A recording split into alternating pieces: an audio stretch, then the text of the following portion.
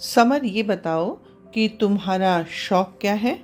Ma'am, मुझे football खेलने का शौक है। और तुम्हें श्वेता?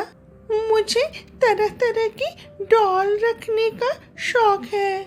बच्चों, आज जो पाठ हम पढ़ने जा रहे हैं उसमें भी एक बच्चा है जिसका नाम राजप्पा है।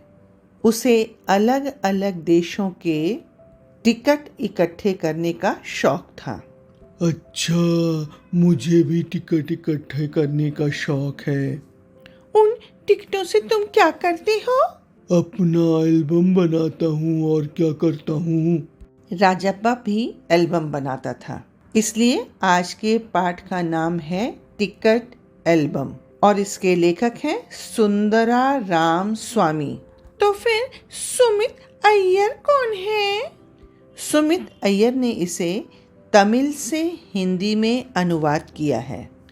अच्छा, अब समझी।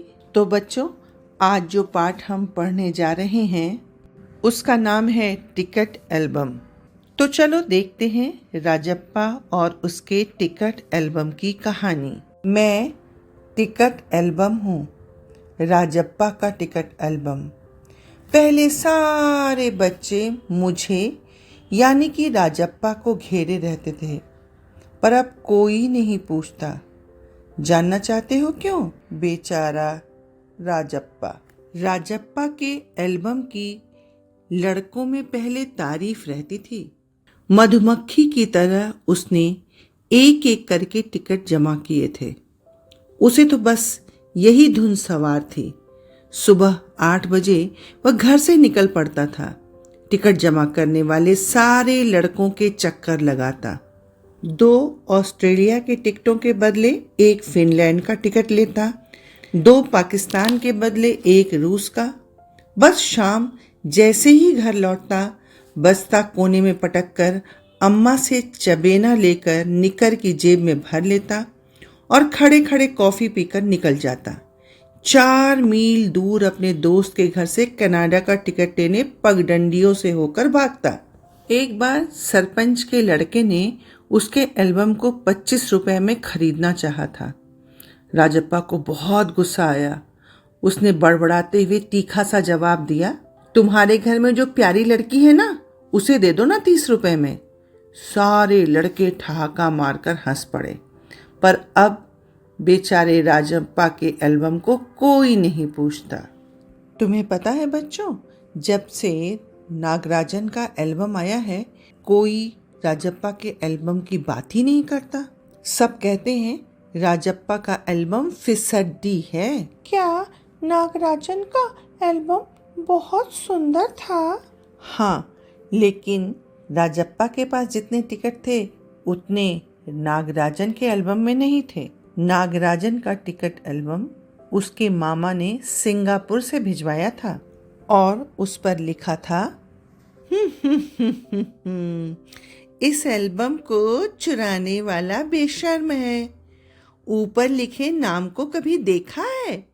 यह एल्बम मेरा है। जब तक घास हरी है और कमल लाल, सूरज जब तक पूर्व में उगे और पश्चिम में छिपे, उस अनंत काल तक के लिए यह एल्बम मेरा है, रहेगा। फिर क्या हुआ मैम? फिर लड़कों ने अपनी अपनी कॉपियों किताबों पर इस बात को नोट कर लिया। राजप्पा ने लड़कों से कहा, तुम सब नकलची हो, नकलची। अच्छा, ऐसा राजप्पा कहता था? हाँ, पर बच्चे राजप्पा की बातों पर ध्यान नहीं देते। वे सुबह पहली घंटी से आधी छुट्टी तक नागराजन के एल्बम को घेरे रहते। कुछ तो उसके घर तक चले जाते और नागराजन अपनी गोद में एल्बम रखकर एक एक पन्ना पलटकर उन सभी को दिखाता था। बच्चे बड़े खुश हो जाते थे। बेचारा राजप्पा। राजप्पा मन ही मन कुढ़ रहा था। स्कूल जाना अब उसे बुरा लगने लगा और लड़कों के सामने जाने में शर्म आने लगी। प्रायः वह शनिवार और रविवार को टिकट की खोज में ही लगा रहता था, परंतु अब घर में ही रहता था। वह घर घुसा हो गया था। उसे लगा वाकई उसका एल्बम कूड़ा हो गया। एक दिन शाम को उसने तय किया कि अपने जितने भी फालतू टिकट हैं उन्हें टरकाकर उससे अच्छे टिकट झाड़ लेगा। और वह पहुंच गया नागराजन के घर, जहां उसे नागराजन की बहन कामाक्षी मिली। भैया शहर गया है। अरे हाँ, तुमने भैया का एल्बम देखा है? बहुत सुंदर है ना? सुना है स्कूल भर में किसी के पास इतना बड़ा एल्बम नहीं है। बड़े से क्या हुआ, आकार में बड़ा हुआ तो एल्बम बड़ा हो गया। राजप्पा चिढ़ रहा था ना? हाँ, वो चिढ़ रहा था, इसलिए इधर उधर देखा, फिर नागराजन के कमरे में गया। उसके हाथ चाबी लग गई। चाबी से ताला खोलकर एल्बम निकालकर कमीज के अंदर खोस लिया और घर की ओर भागा। राजप्पा ने तो बहुत गंदी बात कर दी। हाँ, चोरी करना बहुत बुरी बात है। फिर क्या हुआ? उसने घर जाकर एल्बम को अलमारी के पीछे छिपा दिया। जब रात हो गई तो 8 बजे अपू आया। अपू कौन है? अपू दोनों का मित्र है। सुना तुमने, नागराजन का एल्बम खो गया। हम दोनों शहर गए हुए थे, लौट कर देखा तो एल्बम गायब। राजप्पा ने रात को खाना भी नहीं खाया। बड़ी मुश्किल से उसे नींद आई। सुबह सुबह अपू दोबारा आ गया और आते ही पूछा, क्या कल तुम नागराजन के घर गए थे? कामाक्षी ने बताया हम दोनों के जाने के बाद सिर्फ तुम ही वहां गए थे। देखो भाई, मैं तुम्हें बताने आया हूँ, शायद उसके पापा पुलिस में खबर कर दें। उसके पापा डीएसपी ऑफिस में ही तो काम करते हैं। यह तो भला हुआ कि अपू का भाई उसे ढूंढता हुआ आ गया और अपू चलता बना। थोड़ी देर बाद बाहर की साकल खटकी। अम्मा ने अंदर से आवाज लगाई। राजप्पा जल्दी से बाथरूम में घुस गया। बाथरूम में क्यों? क्योंकि वहां अंगीठी पर पानी गर्म हो रहा था। उसने एल्बम को अंगीठी में डाल दिया और एल्बम जलने लगा। बाहर आया तो देखा नागराजन आया हुआ था। मेरा एल्बम खो गया यार। कहाँ रखा था तुमने? शायद दराज में। शहर से लौटा तो गायब। तो मत यार।